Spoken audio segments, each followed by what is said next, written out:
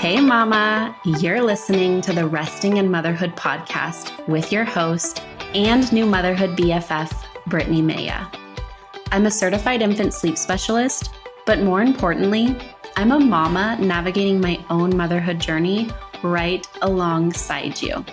So join me weekly as we discuss the real, raw, and relatable truths of motherhood. We'll touch on everything from the ugly and difficult things we think but are afraid to say out loud, to the beautiful moments that uplift us and bring us so much joy in motherhood. So go ahead, take a deep breath, embrace the chaos, and join me for heartwarming conversations that'll leave you feeling understood, inspired, and ready to tackle whatever motherhood throws your way.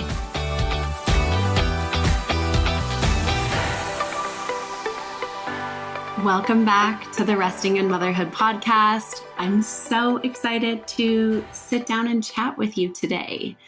I hope you are having a beautiful day wherever you are. If you're listening at night, I hope you had a beautiful day.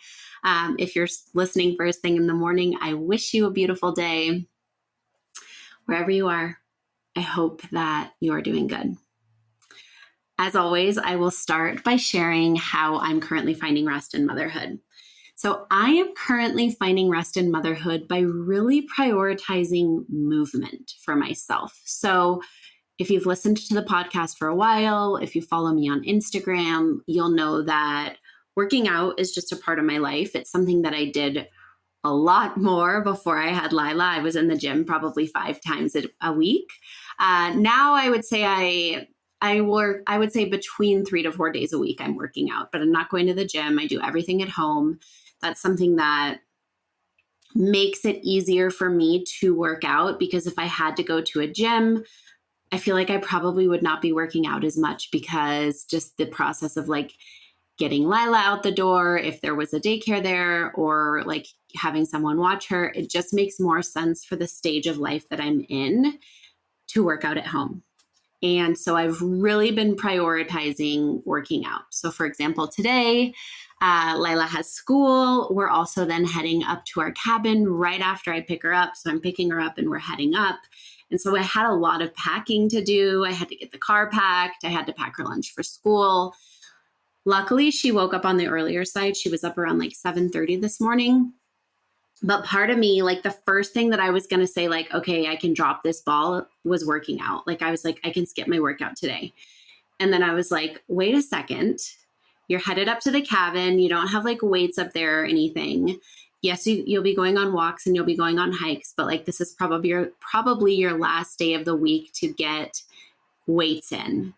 Prioritize yourself. You're going to thank yourself for it. And so I didn't add in. I took 30 minutes of our morning and I worked out. And I always work out right in Lila's little play area in our loft area. So she's playing around me. I'm working out. Sometimes she wants to be right on top of me, but I would say the more that I do it, so the more ingrained in our routine my workouts are, the more she easily plays around me, and then usually will continue to play. So like I'll finish working out and then I can start like putting away laundry or take a shower, and she like stays immersed in her own little world. So how I am taking care of myself, or how I am finding rest in motherhood this week, is really prioritizing movement. And I wouldn't even say this week. This is something that I've really been focusing on this year in general, and also intuitive movement. So I was always like a HIIT girl, heavy weights if I wasn't doing HIIT. And then once I had Lila, and actually the pandemic really kind of made me, or got me interested in Peloton. So I was doing a lot of like Peloton weight classes, which are great, or Peloton HIIT classes. But then as I've started learning more and more about our cycles and just our bodies as women, I'm learning that we should really be doing different types of exercise during the different parts of our cycle. And so I'm really leaning into that and doing intuitive movement. And so like, I'll see how I feel. Am I feeling heavier weights today? Or do I feel more of like a Pilates flow? Or do I kind of want to mix Pilates with strength? So I've really just been doing my own workouts and listening intuitively to what my body wants, which has been it just makes me feel a lot better. It gives me a lot more energy. So that is how I'm finding rest and motherhood. And if you're new to like learning about our cycles or cycle syncing or any of that, in the future, I hope to have someone on who specializes in like cycles and fertility and all of that. And I really want to like dive deep into cycle syncing and everything we need to know about our cycles as women. So stay tuned for that in the future. But now I want to talk about something that's just been on my heart and been on my mind. One thing that I will say is I don't go look at like sleep trainers' accounts. I know that like some people in the holistic sleep world, they will like actively go look at sleep trainer accounts just to kind of like see what's being put out into the world, which I do think is a good thing, right? We want to see what narratives are being fed to parents to scare them into sleep training. But I am not one of those people. I kind of tend to just stick to my little bubble.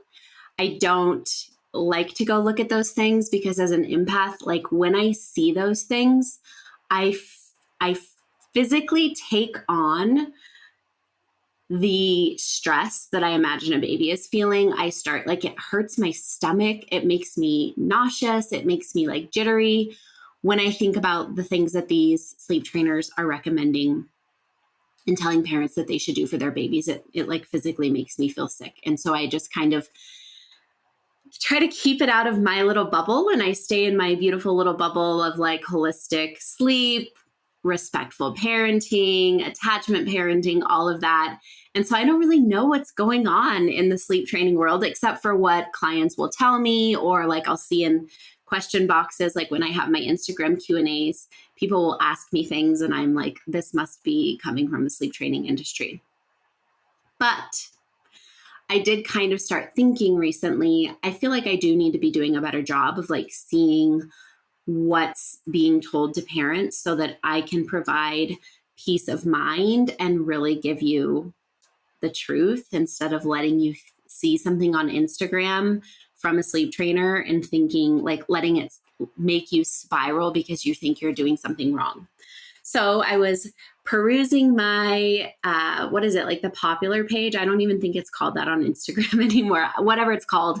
I was like scrolling through the popular page and I saw this, like the headline was something like, how to get your baby to sleep longer naps. And so I was like, okay, let's see what this is. And it was a video where they had taken a like plastic glove, like a doctor's glove, not a plastic glove, a latex glove. And they had put rice in the glove. And then they put the baby to sleep, transferred them into the crib, which I will say, I'm glad they at least supported them to sleep and then transferred them in. But they supported them to sleep, transferred them in, and then they took this fake hand, the latex glove filled with rice, and placed it on baby's chest. And they were like, this is how you get a longer nap. And so then I was like scrolling through their page and saw like other tips for getting your baby to sleep longer. So like the swaddle, again, that rice thing. There was another thing where they had literally, I forget what they did.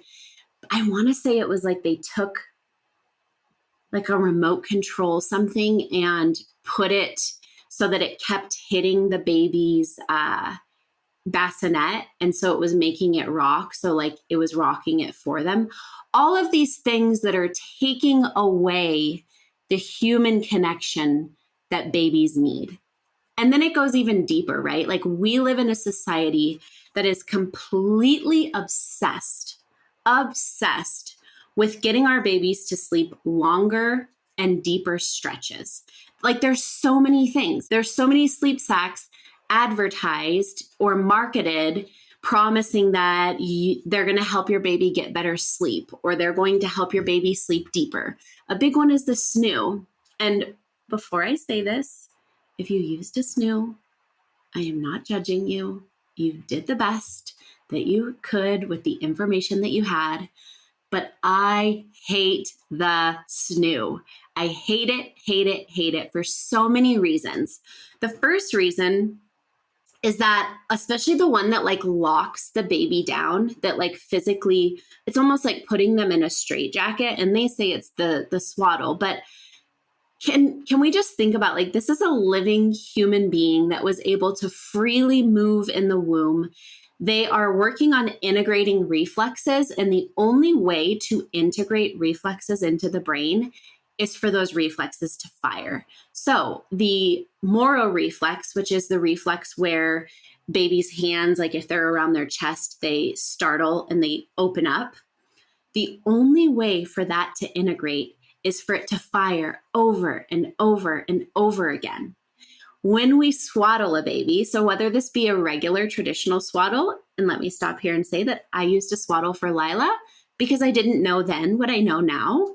If I have another baby in the future, I will absolutely not swaddle them. But so like the traditional swaddle or the swaddle within the Snoo, they are stopping that reflex from happening, which it makes sense, right? Like that reflex is often what wakes babies up.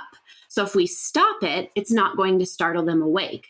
But what we're doing is we're prolonging that reflex integrating into the brain because it doesn't have time to fire. And so then we're actually dealt with probably more sleep disruptions once we know it's time to wean the swaddle around the 4-month mark or when they start rolling. So we're limiting that. So that's one big reason I don't like the Snoo. The other thing is, as I said, this is a baby who was able to freely move about the womb. They are naturally kind of wiggly, squirmy little beings. So if we're locking them down, not locking them, but strapping them down, we're taking away a biological norm for them to move around, to move their bodies, right? So it's just, essentially, I don't like the Snoo because I feel like it takes away from the natural human nature of how we are supposed to respond to and care for our little ones. Same thing with the rocking, right? One thing that cracks me up is the sleep training industry will tell you, like, wholeheartedly, like, do not rock your baby to sleep or don't let them sleep in the swing. Actually, I will say it's technically not safe for a baby to sleep in a swing because because of the angle. If you're right there and you're watching your baby, then I would say we have to choose what feels best for us. But my point is they're saying things like, don't let them sleep in the swing. Motion sleep isn't restorative. Don't rock them to sleep. But then a lot of them promote the Snoo. And what does the Snoo do? It vibrates and rocks. So it's okay for your baby to have motion as long as it's not you doing it. Like, please make this make sense, right? Like, don't pick your baby up, just have a machine rock your baby. It's just taking away the humanity of caring for our children. It's taking the humanity out of our children, right? Like we're using all of these devices because we're obsessed with getting this deeper sleep. Now, let me say, I don't want to discredit if you're up hourly all night long with your baby. I get the obsession with wanting to get longer stretches. If you're up every 2 hours, I also get that obsession. What we need to do there, though, is understand that it is biologically normal for babies to wake about every 2 to 3 hours throughout the night to get a quick feed or a snuggle and go back to sleep. So if your baby is waking every 2 hours and you are very tired, which I get, and I do not want to discredit that, we'll talk in just a little bit about like what we should be doing. But ultimately, if a family came to me with a 4-month-old who's waking every 2 to 3 hours, our conversation would be something along the lines of, this is biologically normal, but what can we change within the home, within your routines to see if we can maximize, like get longer sleep stretches? Because it is possible. I have had clients come to me whose little ones are waking every 2 to 3 hours and they're like, I just want to see if we can get longer stretches. And by making little tweaks, we've gone from like 2 to 3 hour stretches to 4 to 6 hour stretches. So it is possible, but I think we also need to understand what's normal.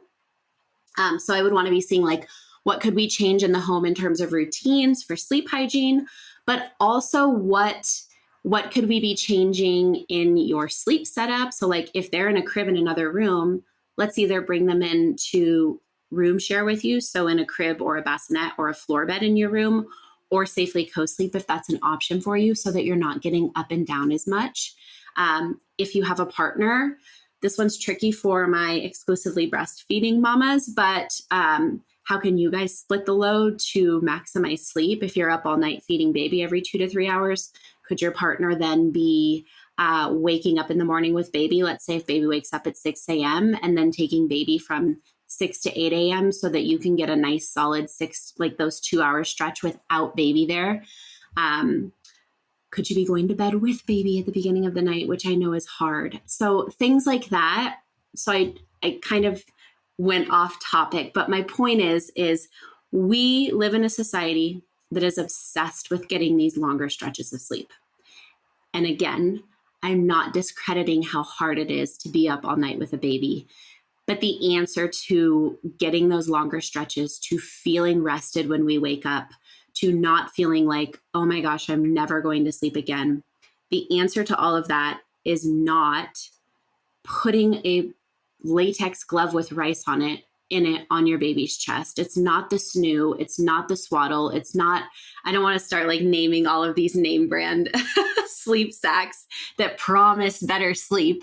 But I'll just say it's none of those things, right? That are like promising that your baby will sleep through the night.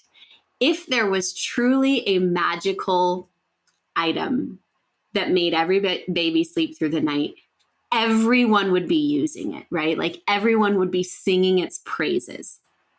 But I would still be weary of that, because what we need to understand is that this frequent waking, so this waking every 2 to 3 hours throughout the night, while very frustrating and hard for new parents, is actually a built-in protection against SIDS. And we also don't want our babies going into these deeper sleep stages than they're ready for. So a really deep sleep cycle is a SIDS risk in itself. So what we need to understand is frequent waking is actually protective against SIDS. And we also don't really want our baby in deeper stages of sleep than they're ready for. So we can kind of look at it from that perspective of like, oh, my baby's waking frequently to protect themselves from SIDS. This is a good thing. It's not something that's going to last forever. And we'll talk about like unsustainable sleep situations in just a little bit. But just remember that babies are waking frequently for a reason. Now, again, if your baby is waking hourly, that's a different conversation that we need to have. We need to be looking into what's causing these hourly wakings. But if they're waking every 2+ hours throughout the night, that's their body and their brain doing what it's designed to do. It's protecting them, because the lighter stages of sleep that they stay in allow them to rouse easier and let us know if something is wrong, right? Babies are designed to survive, to want to survive. So they're not just going to, like, if something's wrong, if they're in that lighter stage of sleep, their brain is going to wake them up. They're going to cry out for us, and then we are going to come. If we get them in a deeper sleep stage than they're ready for, they may not be able to wake if something is wrong. So all of this obsession with getting our babies to sleep longer and deeper, and then all of these products that are being shoved down our throats, or all of these hacks, are putting us at a complete mismatch with who our babies are and what they biologically need. And it's dangerous because we really don't want to be pushing our babies into these deeper sleep cycles. So you might be thinking, and I know I kind of already addressed it, but okay, so like what can we do, right? Because I don't want to imply that we need to kind of just give up and accept like, oh, no, I'm never going to sleep again now that I've had a child. That's not what I'm saying, but I'm saying that this obsession is not healthy. The obsession with the longer, much longer, like a 12-hour stretch, or even a 6-hour stretch for a 6-month-old, that is not the biological norm. If your baby is sleeping 6 hours at 6 months, that's amazing. That's great. You have a unicorn baby, but that's not the biological norm, right? So expecting these really long stretches is not healthy for us because it's going to put sleep on this pedestal and something that we cannot attain. And then we're going to obsess over it more. We're going to get frustrated. We're going to feel like we're failing. We're going to feel like something's wrong with our baby. So what can we do? First, you need to, and this one's a hard one, but we really need to accept that babies and children are not convenient, and they're not meant to be convenient.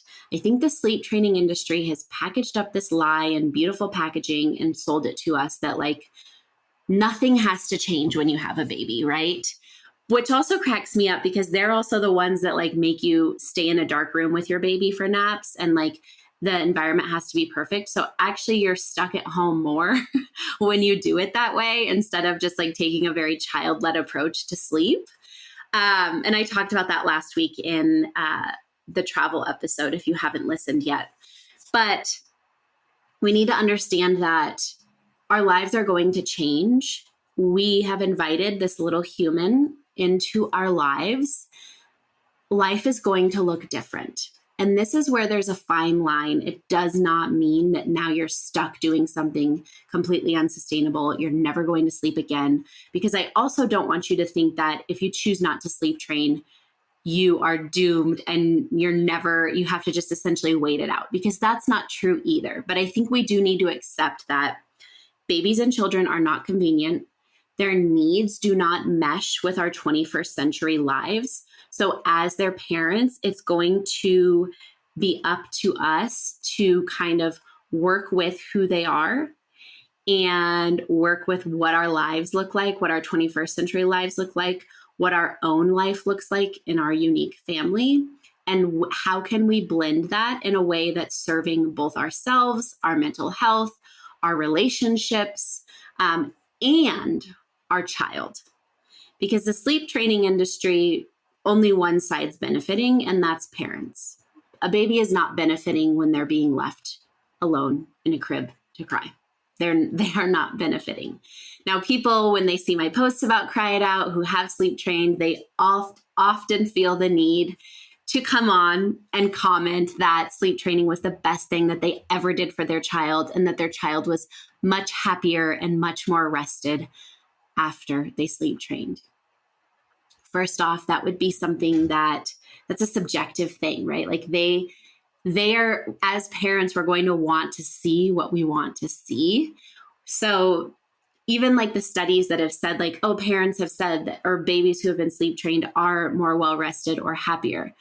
All of that data was literally, they just asked the parents about baby's mood. And so we can't just say like, oh yeah, definitely baby was happier, because we don't have markers for it to decide how do we know baby was happier. Also, another thing about that is studies do show that when parents sleep train, they become misattuned to baby's emotions. So because they've ignored those cries, they've shut down that part of their parental brain to respond to cries. They are not as attuned to baby's emotions. So we cannot take their word that baby is happier after they sleep trained, right? And also, if parents are now getting like a 12-hour stretch because they've sleep trained, they're going to be more well rested. They're probably going to be like happier and more outgoing. And so their outlook on life with a baby is going to be different than it was when they weren't getting as much sleep. So that's just, I wanted to throw that out there too. So what can we do? Our life is going to change. First, we need to understand what's biologically normal and what we can expect from our babies. If you want to learn like a lot more about that, I highly recommend checking out my 0 to 12 month course, Resting in the First Year. If you have a toddler, I recommend checking out the Rested Toddler. Both of them give you so much education on what's biologically expected from your child, what's normal, who they are as little humans, their biological needs, all of that. But I'll quickly say, like, for a baby, as I said, it's biologically normal for them to wake about every 2 to 3 hours throughout the night to get a quick feed or a snuggle and go back to sleep. It's also biologically normal for them to eat at night, despite what your pediatrician might say, or somebody that one of your friends or whoever. just because a baby reaches a certain age or a certain weight, it does not mean that they don't need to eat at night. I still wake up for a sip of water, right? Like we cannot expect that just because our children are a certain age, they're not supposed to be eating at night. So accepting things like that, understanding that a 12-hour stretch is a lofty, lofty goal. Again, I have worked with babies who naturally do a 12-hour stretch in the first year of life, but that is very rare. I would say on average, from 0 to 12 months, I'm seeing babies do anywhere from 2 to 6+ hour stretches, and it's going to be unique to each child. I will also say that there's usually this beautiful window between like 2 to 4 months where babies will start sleeping through the night. That's a beautiful period. I had that with Lila. I thought I hit the lotto. And then things quickly changed at the 4-month mark. If you haven't listened to my episode where I dive deep into our sleep journey, I recommend going and listening to that episode. But that's what we need to understand. What can we actually expect from our babies? Because when we have realistic expectations, it makes life a lot easier because we're not expecting something that our baby can't do. We don't feel like we're failing. We don't feel like we need to be changing something.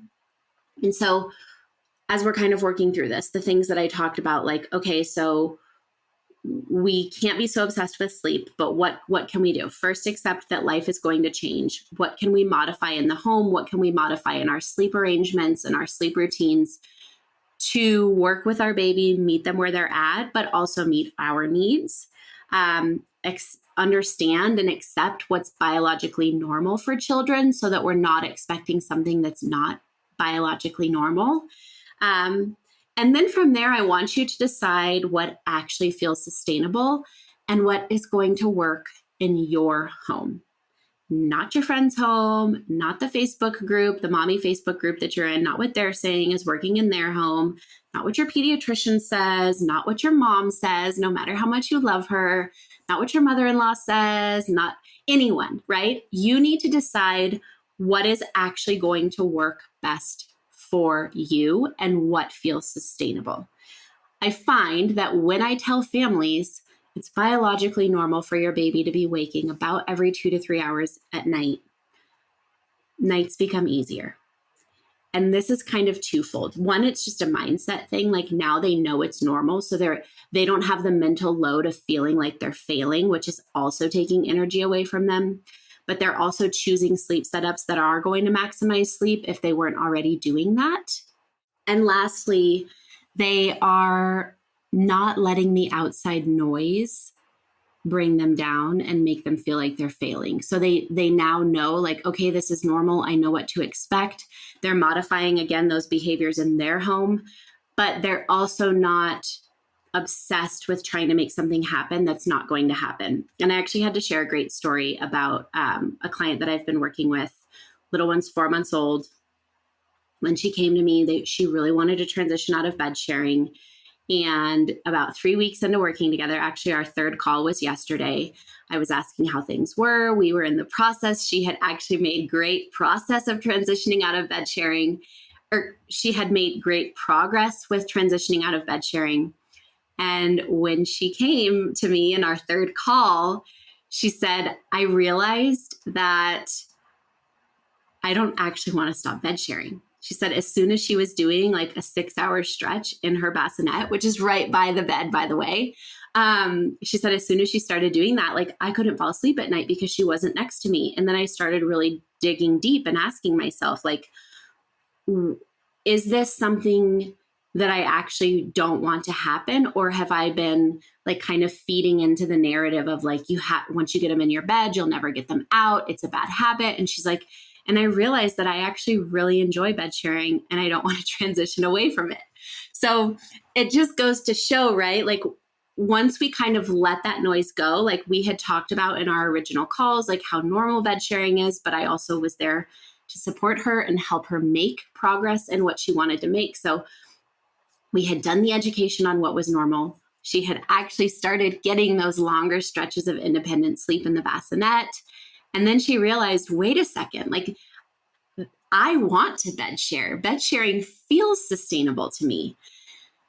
So usually when we decide what actually feels sustainable, not based off of what external narratives are telling us or family members or pediatricians or whoever, things feel easier because we're doing things that are more aligned with us, and we're doing them because they feel good and they feel aligned with our family values and our goals, right? So you have to decide what feels sustainable. Now, if you are at a place where something does feel unsustainable, again, if you're dealing with those hourly wakes, let's talk. Book a 15-minute discovery call with me. Let's get to the root cause. In the 15-minute discovery call, we'll chat about what package would be best for you. I can get to know you a little bit better. Or I cover hourly wakes both in my toddler course and my 0 to 12 month course. But if you're wanting to get independent naps, we need to be working with baby. So we need to be choosing a sleep space that they feel safe and secure in. We need to be building a safe relationship with the sleep space. So having them spend time in there awake, right? If we're wanting to transition out of bed sharing, again, thinking about the best way that's going to work with their biology. So maybe it's first transitioning them to a sidecar crib or a floor bed in our room so that they can still sense us through smells, through hearing. If you're wanting to night wean, I recommend not taking a parent-led decision to night wean until at least the 12-month mark. If your child night weans before that, that's great. But if you're wanting to night wean, we can do it in a gentle and loving and respectful way while still helping you make changes. And as I talked about earlier with the okay, I'm at 2 to 3 hour stretches, but it's not feeling sustainable. That's where I would be wanting to look at your own sleep hygiene. I would want to be looking at baby sleep hygiene, your routines in your home, your sleep environment, all of that to look at how can we make this better for you while still meeting baby where they're at and allowing them the peace to do what they're biologically meant to do. And again, I just want to say that I'm not discrediting how hard those really long nights are. My daughter woke hourly for her first full year of life, actually past the 12-month mark. So I know how low it can take us, and I get it. There were nights, even though deep in my bones, I knew I was not going to sleep train. I was just maybe I should have sleep trained, right? It takes us deep places. But one thing I will say, and this is a few episodes back where I talk about curating your social media. If you're waking up after a really hard night with your baby, and then you're seeing a sleep trainer's post that was that's how to get your baby to sleep 6-hour stretches or 12-hour stretches, whatever. Or your baby should be sleeping this amount of time by this amount of age. And that's the first thing you're seeing on your social media account when you log in after a hard night. I would be unfollowing that account right away because that's adding stress to your life. When we're obsessing with those things, it's actually making sleep harder because we're stressed about it. So it's taking energy away. It's making us less patient because we're stressing about it. But the other thing is our babies are picking up on our emotions. And so when they feel that we are stressed about sleep, in their mind, they start learning, oh, when sleep is around, when sleep is coming, mom is really anxious, mom is irritable, and they feel those emotions. So then what do they think? Sleep is not safe. I should not like sleep. Mom doesn't like sleep. And then we're actually making sleep harder. So the more we obsess about it, the harder it gets. And I know it's so hard to let go of that stress. But again, if you're in a place where you are so stressed about sleep right now, first, come talk to me. I want to work with you. I want to make your life easier. Sleep should not feel like this. Or again, like I said, check out my resources, check out my 0 to 12 month course. It's jam-packed full of all of the information and resources and tools and education that I wish I would have had in the first year of life. It would have changed my life. It would have made me a more present, calm mother. If you have a toddler, check out my toddler course, which is also an amazing resource. But if you are feeling that, one thing you can do today is go through your social media and mute all of the accounts that are adding to that obsession and adding to that stress. Also, if you have a partner, I would encourage you to talk to your partner about how you're feeling and about what you guys can do together as a couple to support each other or for your partner to support you. Ask for what you need as well. It's not shameful. You're not failing if you ask for help. I am wishing you a very beautiful day.